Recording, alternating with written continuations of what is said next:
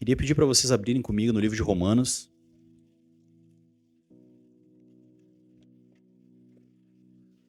Gostaria que vocês colocassem em pé para nós fazermos a leitura da palavra de Deus. Nós vamos ler apenas o versículo 16 e 17.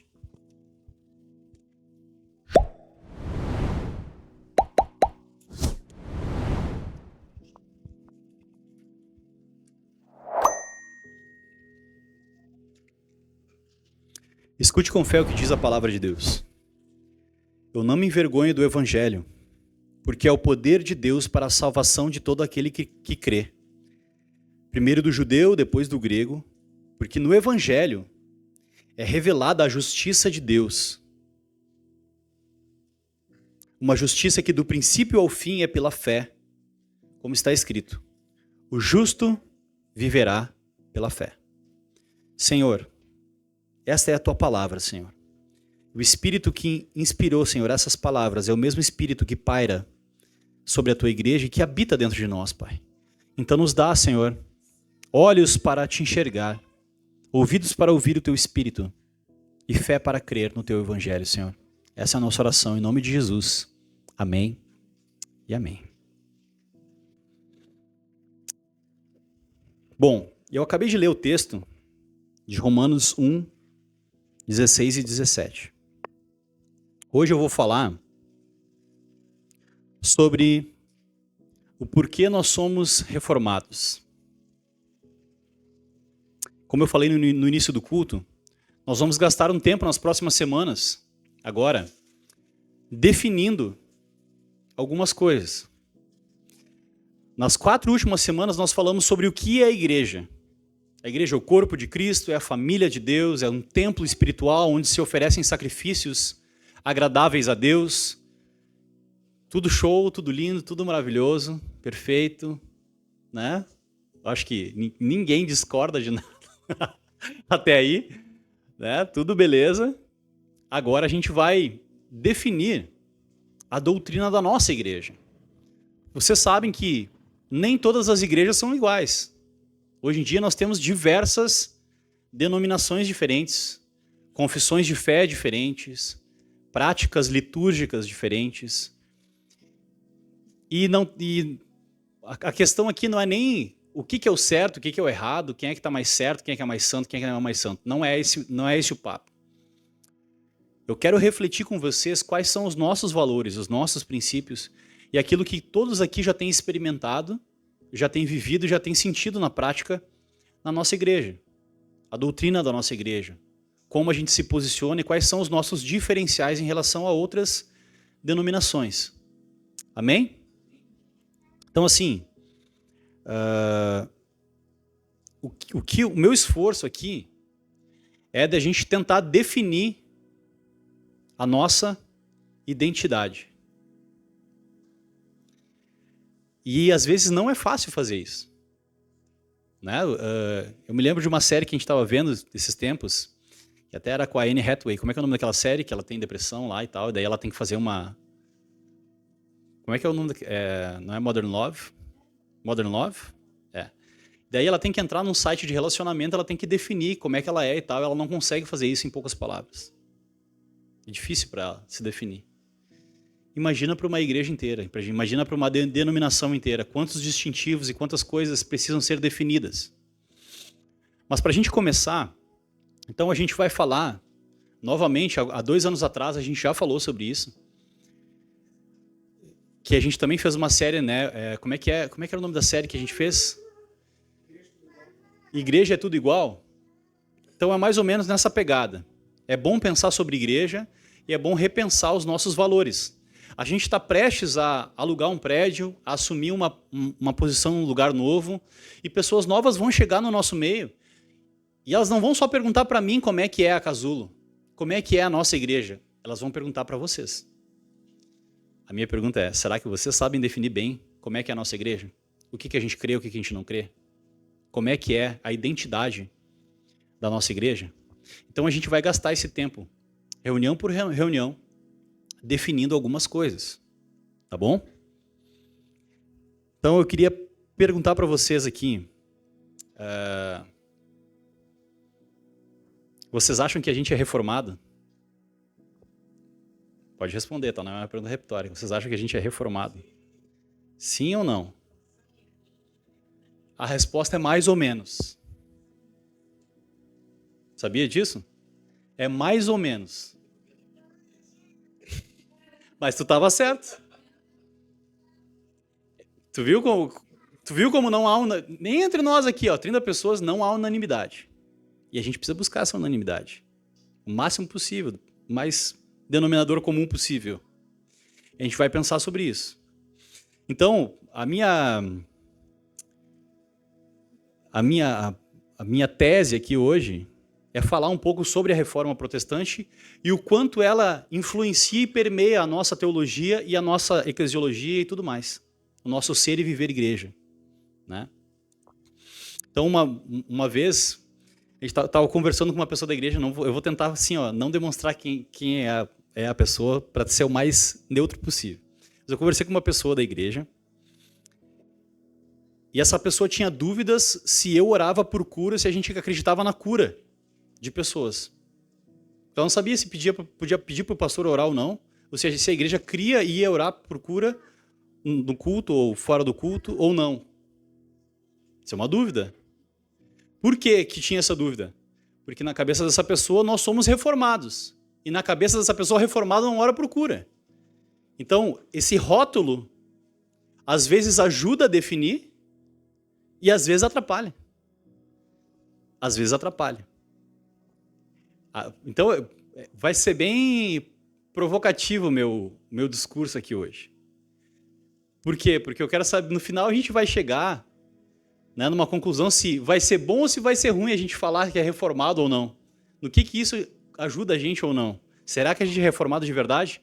Tudo isso veremos hoje na pregação. Cenas dos próximos capítulos.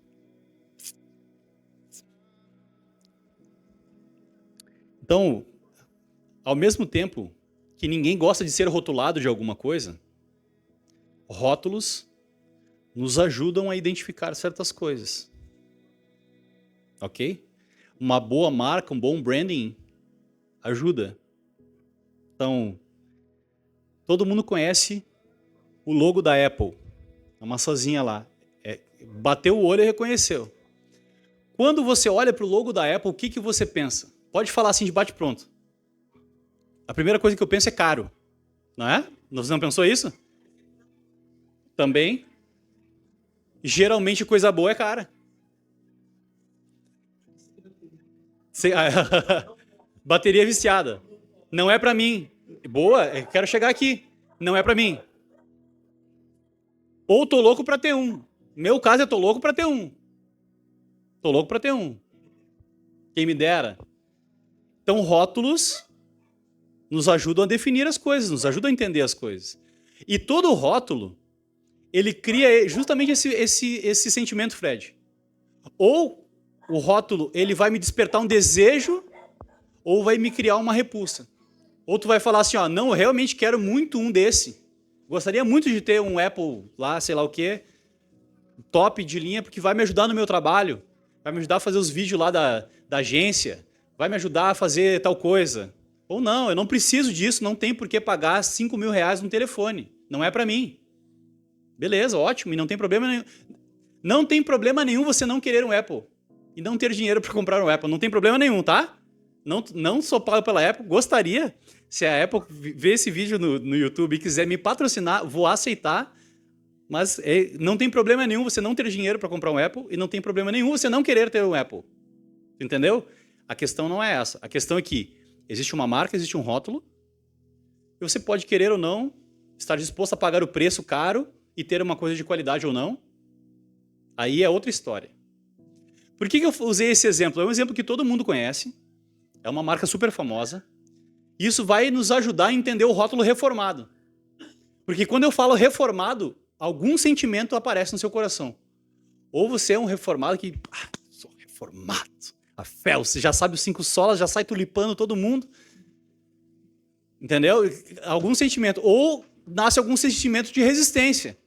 Não, pessoal, porque quando eu ouvi a primeira palavra, a primeira vez sobre a fé reformada, a informação que eu tinha, que eu vim de outro meio, era: gente fria que não ora, não tem o poder de Deus, não tem o Espírito Santo. Foi uma rotulação, algo que eu ouvi. Depois, conhecendo, eu vi que não era bem assim. Nem sempre. O rótulo pode estar errado, tu pode... E aí, a gente rotular as coisas, a gente pode fazer uma avaliação honesta sobre as coisas, que nem a gente fez aqui, pegando o exemplo da Apple. É caro, mas é bom. Todo mundo concorda. Ou é para mim, ou não é para mim. Concordamos nisso. Fechou? Agora pega isso e transforma no rótulo reformado. Pode ser bom, pode ser ruim. Como é que a gente vai entender esse rótulo? Eu acho que talvez a gente pode não acertar bem o rótulo. Eu acho que isso é um problema. Então eu acho que a gente tem que fazer um julgamento honesto do rótulo. Que é o que a gente tentou. Eu tentei fazer isso aqui com a Apple. Pô, é caro? É caro. Todo mundo concorda que é caro? Todo mundo concorda que é bom? É exatamente essa sensação que essa marca... É dessa forma que a Apple se posiciona, como uma marca premium. E esse é fácil de ser rotulada. E esse sentimento é um sentimento proposital da Apple, sabia? Que a Apple se posiciona como uma marca premium. Aí eu tava vendo, assim, quando eu vou preparar o sermão, eu dou uma viajada às vezes, né? Tipo TDAH, assim, e tal. Pensando em Apple, em teologia reformada, eu fui parar dentro de um vídeo falando sobre as rodinhas do MacBook Air, que custa $500 as rodinhas para instalar ali. Faz sentido, mas por que a Apple não põe por $5? Porque ela é uma marca premium. Ela quer que as pessoas que tenham a sensação de que elas estão comprando uma coisa de extrema qualidade que é cara e que não é para qualquer um. É um posicionamento de marca. Entendeu? Então, como... e aí, assim, ó, a gente pode não se rotular, e aí as pessoas colocam o rótulo que elas quiserem em nós, e esse é o ponto. Ou nós podemos nos rotular e tentar ajudar as pessoas a identificar qual é que é o nosso posicionamento, qual é que é o nosso rótulo. Entendeu? Então, a gente pode ajudar as pessoas. E aqui eu tenho que fazer um recorte, tenho que fazer um remendo, tá? Então, assim, ó, na placa da nossa igreja na Cidade Baixa, que não existe mais, tá? Virou passado, já arrancamos de lá, nem tem mais. Tava escrito o quê? Batista. A gente é batista? Sim ou não? Sim ou não? Não. A gente não é de nenhuma convenção e um dos distintivos batistas a gente não tem. E é o principal, que é a forma de governo da Igreja Batista, que é por assembleia e não por presbíteros. E a gente tirou isso da nossa igreja. Naquele momento deixamos, nunca mais nós vamos ser batista, a não ser que a gente volte atrás na forma de governo. Ou seja, se nós fôssemos lá na Convenção Batista e batesse na porta e falar assim, ó, queremos ser batistas, somos batistas, ele vai falar, não são batistas, vocês não têm os elementos para ser batista. Entendeu? Olha onde a gente vai chegar. Vamos lá. Tu foi enganado 2 vezes. Tu foi enganado 2 vezes, porque a gente não é batista, não é mais. A gente era, em um momento a gente foi e não é mais. E segundo, a gente não é reformado. Ai, bato me complica. Vai dar uma confusão. Esse sermão vai ser assim, ó. Vamos lá. Vamos lá. Tu viu a sensação? Ó? Quando eu falei que nós não somos reformados, os mais reformados falam, que droga, não sou tão reformado quanto eu achava que era. E os que não são tão reformados, glória a Deus, finalmente, tira esse reformado de uma vez aí, pelo amor de Deus. Isso aí, tira esse treco da minha frente aí que eu quero passar, faz favor. Tu entendeu? Olha aí como eu tô. Nós vamos chegar lá. Nós vamos chegar lá. Agora a gente tem que fazer de onde é que vem essa história de reformado e o que é ser reformado ou não. Deixa para mim, então. Vamos lá. A minha ideia, como igreja, é... Quando a pessoa nasce, ela nasce sem identidade. É ou não é verdade? Quando o bebê Caleb nasceu lá, sabe qual era a identidade dele? Uma fitinha no braço dizendo papai Emerson, mamãe Kathleen. Essa era a identidade dele. Ele não tinha identidade nenhuma. A identidade dele era da mãe e do pai. Aí a pessoa vai crescendo, vai se desenvolvendo, ela vai adquirindo uma identidade. A nossa igreja era um bebê também. E no meio do caminho a gente foi adquirindo identidade. E aí o que aconteceu? A gente descobriu que não era mais batista. Não sou mais batista. E agora? Será que a gente vai ser reformado ou não vai ser reformado? O outro tá suando, ele tá suando frio ali. Então, mas aí que tá. Em tese, né? Em tese pode, né? Mas se a gente for lá no cromossomo, é o cromossomo que te define se é homem ou mulher, né? XXXX, XY e acabou. É ou não é? Alguma definição tem. Aí a gente pode aceitar a definição biológica ou a que a pessoa se autodenomina. A pessoa se autodenomina cristão e não é? Tem um monte de gente que diz que é cristão e não é. Quem é que é cristão? Quem se arrepende dos seus pecados, crê em Jesus Cristo e é batizado. Esse é cristão. Sabe quem é cristão? Quem consegue confessar o credo apostólico. Sabia que o credo apostólico que a gente recita aqui é o mínimo que uma pessoa tem que crer para ser cristão? É o mínimo. O credo apostólico envolve todas as igrejas evangélicas. Todas as igrejas evangélicas do mundo, independente da denominação, se é credo batista, pedro batista, batista, não sei o que lá, todas elas creem naqueles artigos do credo apostólico. É um documento de unidade das igrejas da igreja de Jesus no mundo todo, em todos os tempos. Então, todos que estão aqui e permaneceram aqui é porque se identificam com essa igreja. Se identificam com a vida da igreja, com ser e fazer, por mais que tenham algumas dúvidas. E existem dúvidas. E a gente quer sanar essas dúvidas e tentar seguir por um trilho de unidade. E a gente vai fazer algumas definições, tá? Então, assim, de uns tempos para cá, eu preciso falar isso também, eu comecei a caminhar com uma igreja lá dos Estados Unidos, eu, Jader. Comecei a caminhar com uma igreja dos Estados Unidos. Comecei a conhecer essa igreja. Uma igreja chamada Graça Soberana. Tá? O cara que é pastor da igreja Graça Soberana já veio na nossa igreja, já pregou na nossa igreja, que é o Robert. O nome dele é Roberto em português. Eu falei, é muito ruim teu nome em português. Teu nome é Robert. E o apelido dele é Bert, que é a abreviação de Robert. Bert. Beto. A Beto é ruim. Robert. Eu comecei a caminhar com ele. A gente começou a demonstrar uma afinidade, ele começou a cuidar da minha vida. E durante um ano, a gente conversou todos os meses. E ele começou a me enviar os documentos da Igreja Graça Soberana para eu conhecer o que a Igreja Graça Soberana crê e como ela vive. Eu e os teólogos renomadíssimos dessa igreja... Vocês estão rindo, mas a gente tem que ter teólogo na nossa igreja, a gente tem que ter a capacidade de discernir o que a gente é, o que a gente não é, o que a gente acredita, o que a gente não acredita, não é? É nossa responsabilidade de definirmos isso.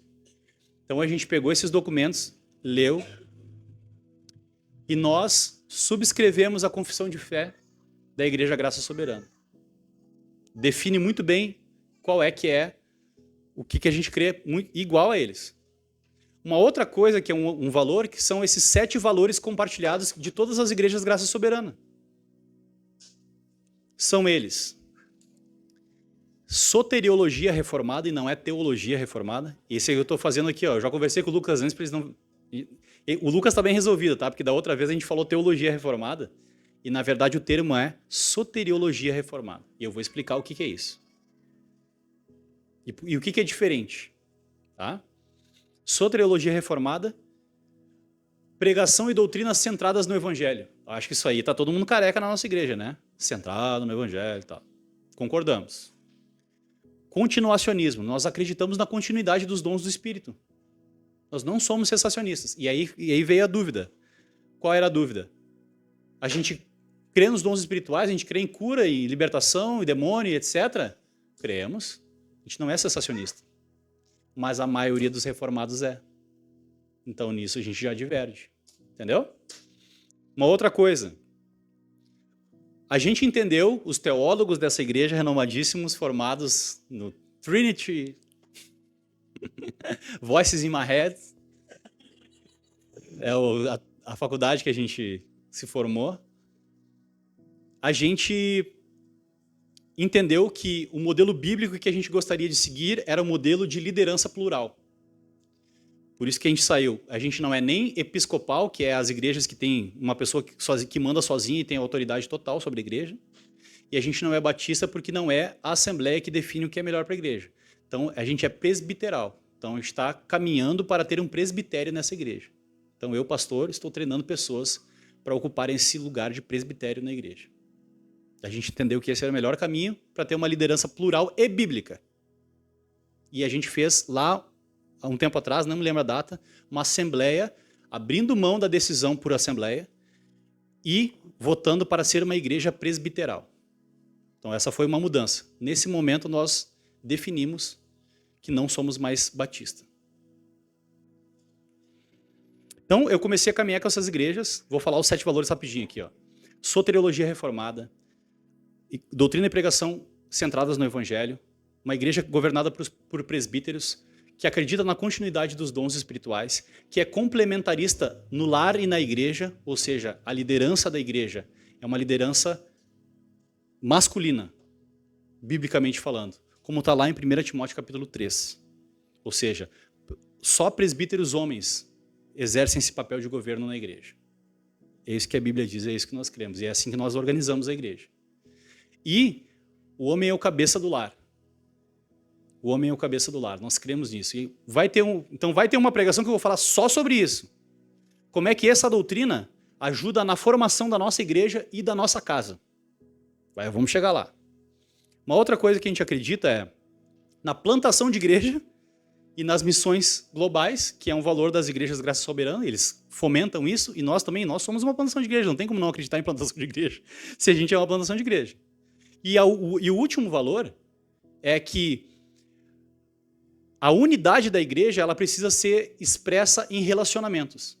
Por isso, essas igrejas elas caminham de maneira independentes cada uma, mas unidas em missão e governança. Elas têm os mesmos valores em comum, mas cada igreja é independente e elas podem se unir para propósitos em comum.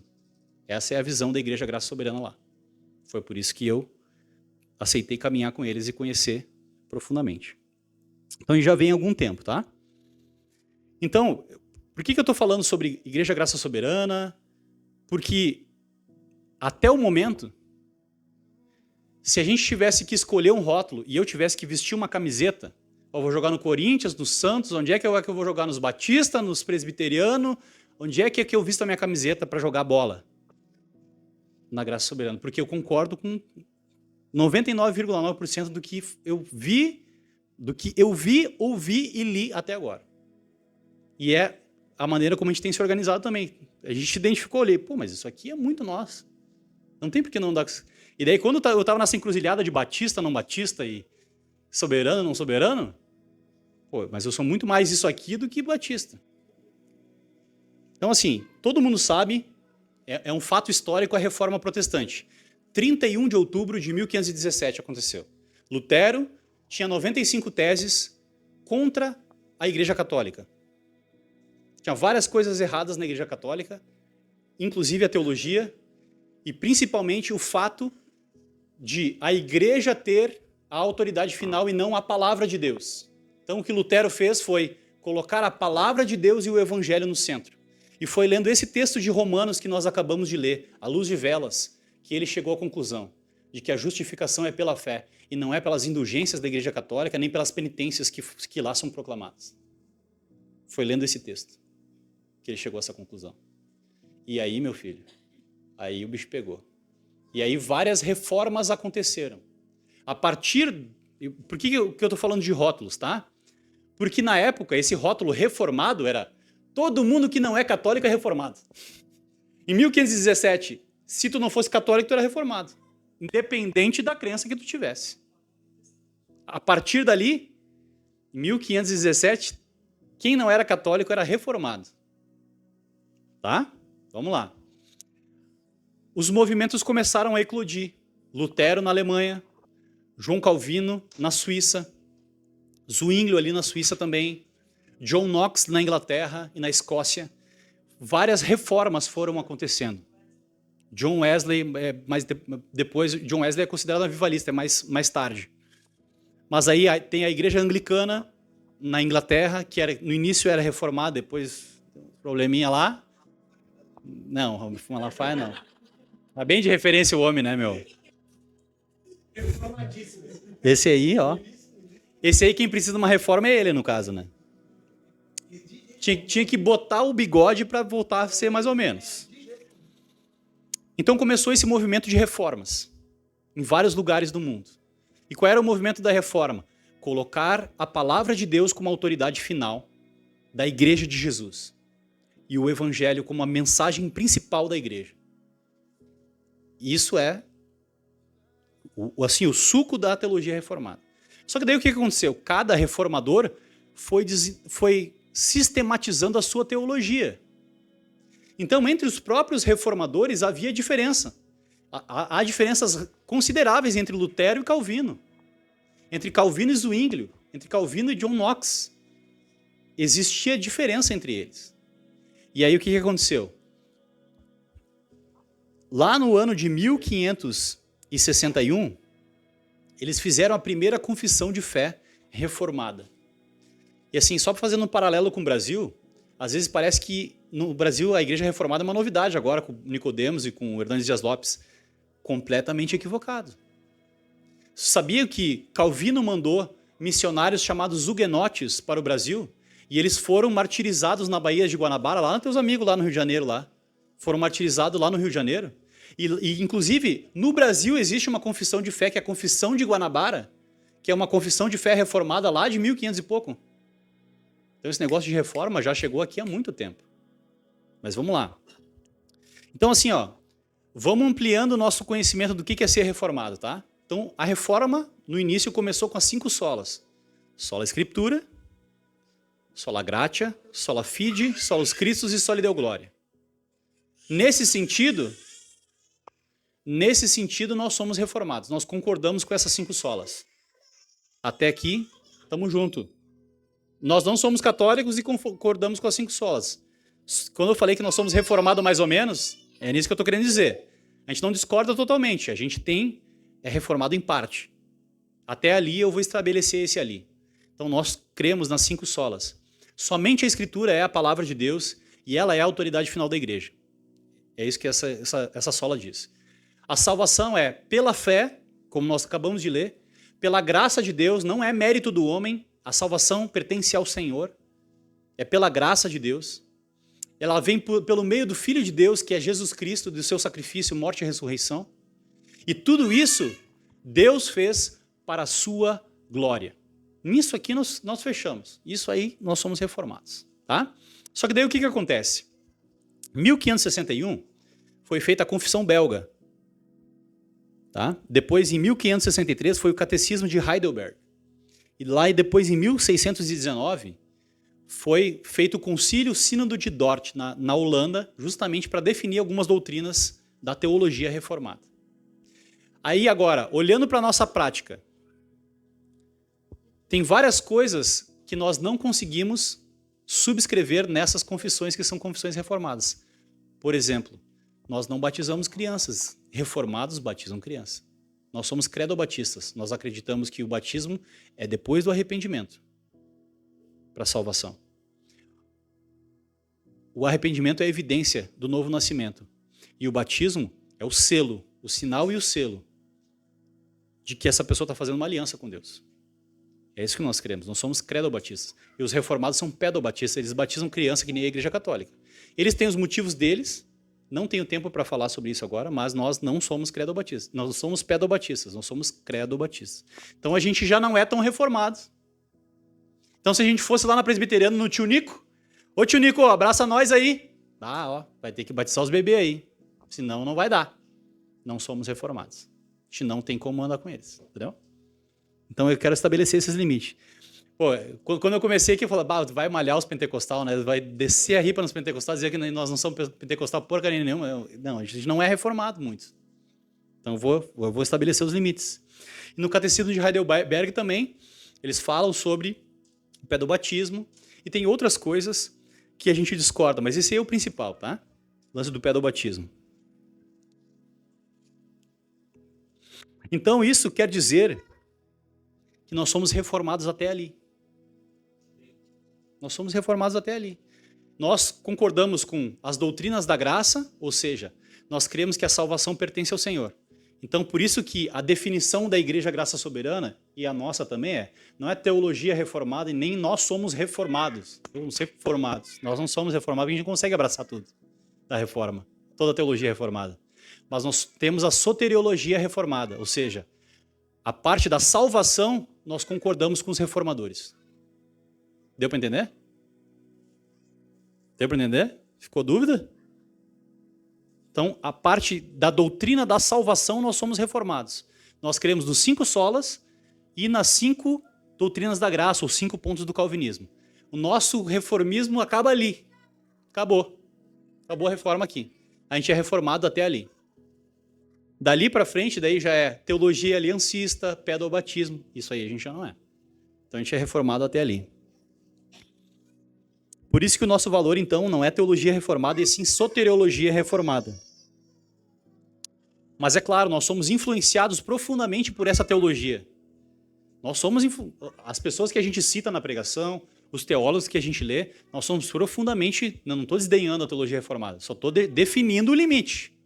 Nós somos profundamente, Tim Keller, Stott, todos esses autores de teologia reformada, nós lemos eles, apreciamos eles, mas nós temos ouvidos também para o pentecostal.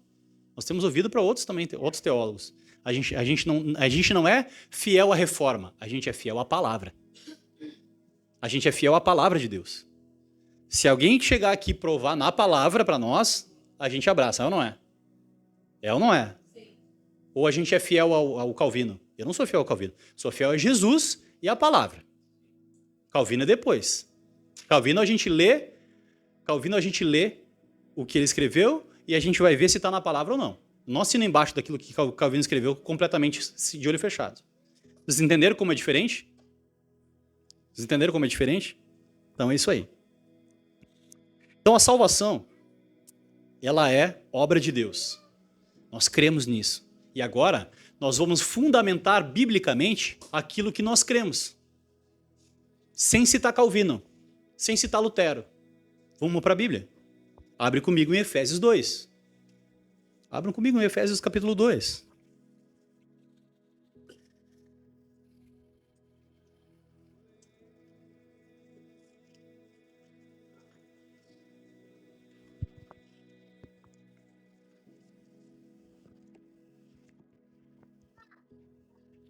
Efésios 2:8 diz assim: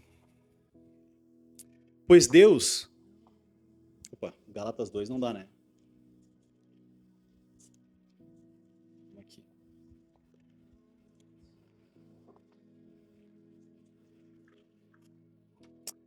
Efésios 2:8 diz assim: Pois vocês são salvos pela graça, por meio da fé.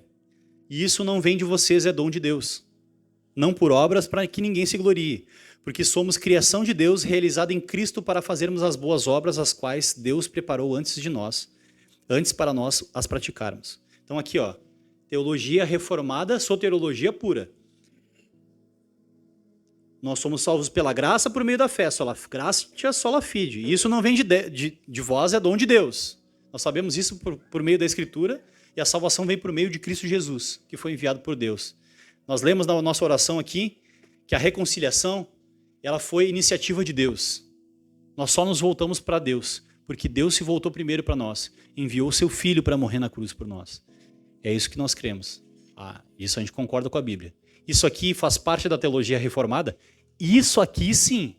Até aqui nós somos reformados. Entendeu a diferença? Até aqui nós somos reformados. Romanos 8, você pode ler comigo? Ainda mais no celular. Barbada de abrir.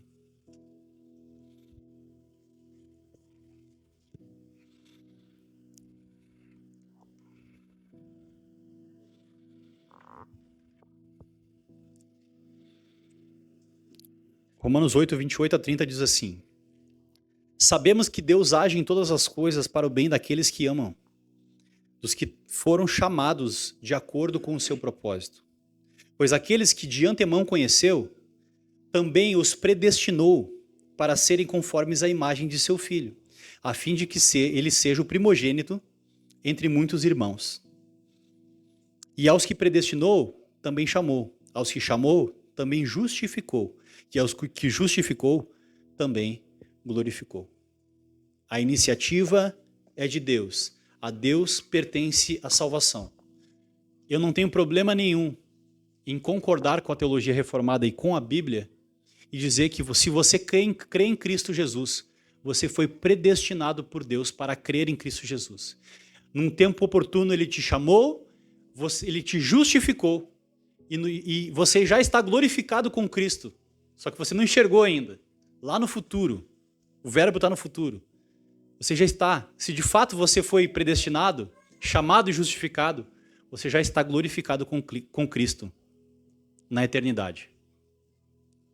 Isso aqui é Bíblia, mas isso aqui também está dentro da teologia reformada. Isso aqui os reformados creem junto com a gente. Amém? Tem um outro texto que eu gosto muito, que está lá em Jonas.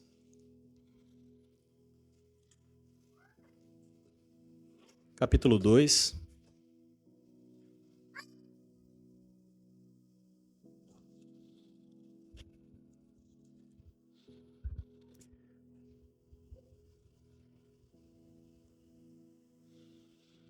Esse texto arrebata meu coração. Olha só. Jonas está dentro da barriga do peixe.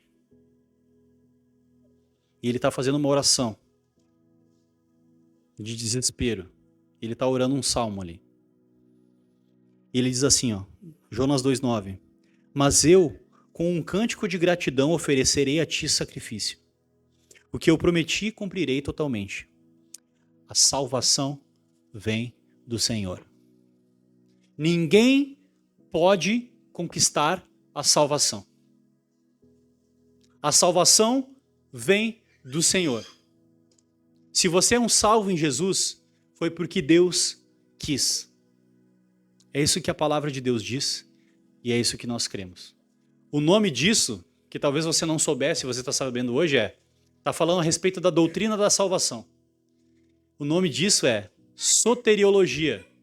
E nesse ponto da predestinação e da salvação por meio de Deus, que a Deus pertence a salvação, é soteriologia reformada. Nisso nós somos reformados. Até aqui nós somos reformados. Agora, a minha pergunta para vocês é: se nós não conseguimos abraçar completamente a teologia reformada, nós não conseguimos subscrever todos os documentos reformados, tem um negócio chamado os três documentos de unidade da fé reformada, que é a Confissão Belga, o Catecismo de Heidelberg e o Sínodos de Dort.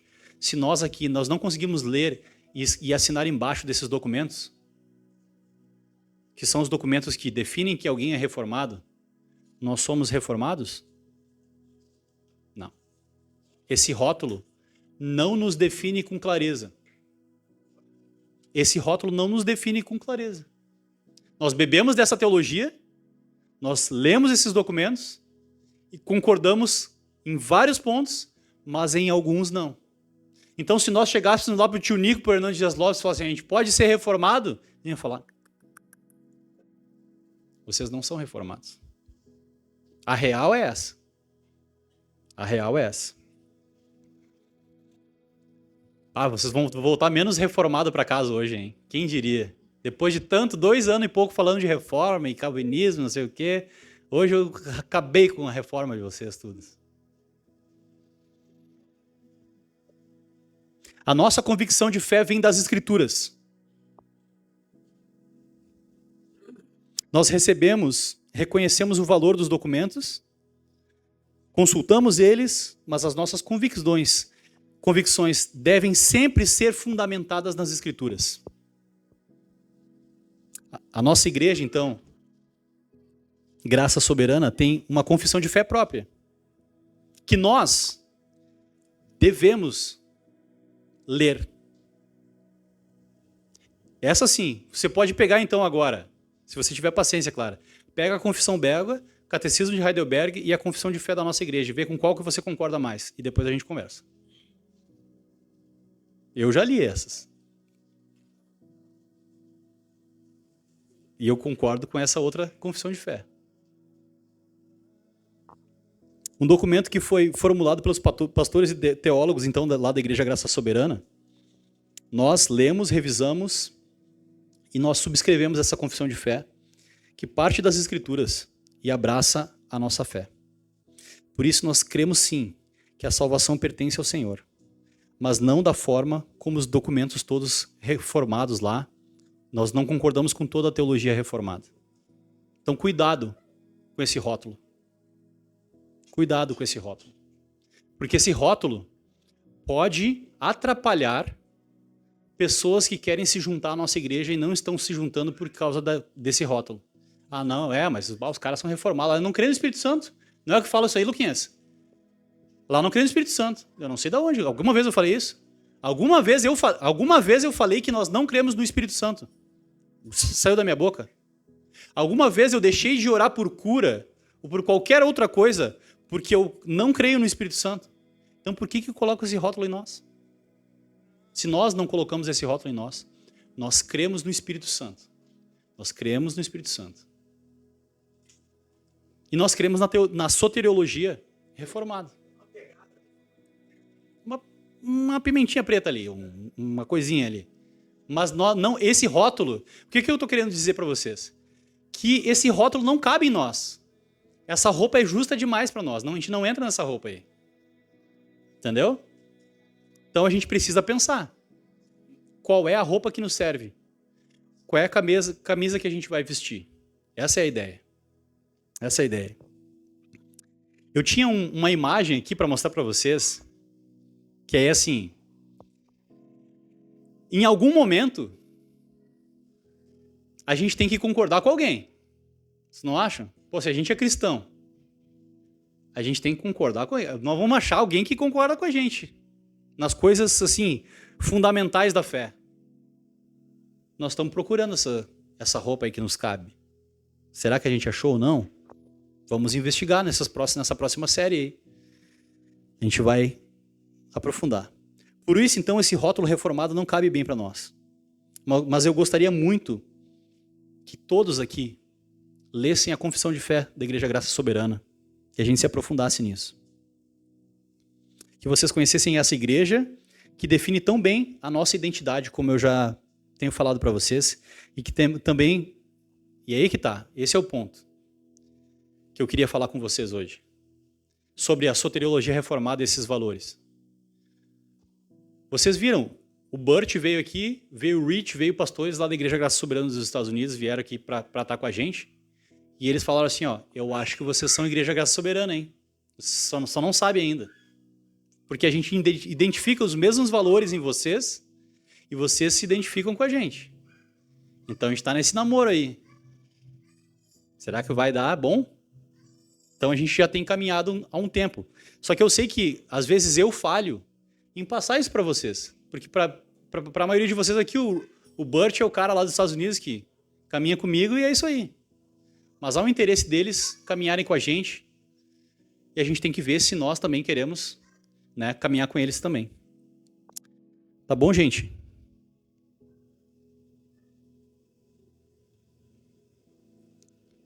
Então, irmãos, se a gente fosse definir aquilo que nós cremos nós cremos que a salvação do pecador é obra de Deus. Eu não sei como é que você recebe isso no seu coração. Eu não sei como você recebe isso no seu coração. Qual é esse rótulo aí de que a salvação ela é obra de Deus? A soteriologia reformada no seu coração, ela encontra a guarida? Esse rótulo, essa definição, você abraça essa definição? Quando fala que Deus te escolheu, Ele te chamou, Ele te comprou com o sangue dele, Ele te justificou, o que você sente? Você sente gratidão? Você sente que Deus de fato é soberano? De que Ele tem poder e vontade para fazer isso pela sua vida? Ou você ainda está brigando com Deus, tipo assim, você quer levar um méritozinho. Não, mas eu quero me esforçar para ir para o céu e daí depois eu quero receber uma coroazinha e falar assim, ó, não, tu tá aqui porque tu é bom. Não é isso que nós queremos. E não é isso que a palavra de Deus fala. Mas tem igrejas e linhas teológicas que ensinam isso aí, que você vai para o céu porque você é bom e você obedeceu Jesus. Não é isso aí que aconteceu. Nós ensinamos aqui, repetidamente, que a mensagem do Evangelho é que Jesus Cristo obedeceu em nosso lugar de maneira perfeita. Por isso nós podemos ir para o céu. Porque se fosse pelos nossos méritos, ninguém iria. Nenhum de nós iria se fosse pelos nossos próprios méritos. Por isso, nós cremos que Deus nos escolheu, nos chamou, nos providenciou Cristo, que obedeceu perfeitamente a Deus no nosso lugar, morreu no nosso lugar, aquela morte que era para nós. Deus aceitou o sacrifício do seu Filho e o ressuscitou dos mortos. E por isso, nós temos perdão dos nossos pecados. Como nós lemos aqui hoje, não lemos? Advogado junto ao Pai, e Ele é a propiciação pelos nossos pecados. Não são as minhas obras, nem as minhas penitências, nem minhas ofertas, nem meus dízimos que me levam para o céu. É apenas o sacrifício de Jesus e a fé que o Espírito Santo nos deu para crer nesse sacrifício. Isso é a pura soteriologia reformada. E é nisso que nós cremos, como igreja. Você crê comigo? Amém. Vamos orar? Senhor, nós cremos que a salvação pertence a Ti, Senhor. Nós cremos que Tu nos escolheu, Tu nos chamou, Tu nos comprou com Teu sangue, Senhor. E o mérito, a glória, é toda Tua, Senhor. Louvado seja o Teu nome. A Ti somente a glória. A Ti, Senhor, somente a glória, Deus. Para sempre. Nós Te agradecemos. O sentimento é de gratidão, Senhor. Porque pelos nossos próprios méritos nós não conseguiríamos. Nós todos seríamos reprovados. Mas porque o Teu Filho Jesus obedeceu de maneira perfeita, morreu em nosso lugar uma morte substitutiva, nós temos livre acesso à Tua presença, perdão dos nossos pecados e plena reconciliação com Deus. A Ti louvamos e a Ti agradecemos. No nome do Teu Filho Jesus, amém. Amém?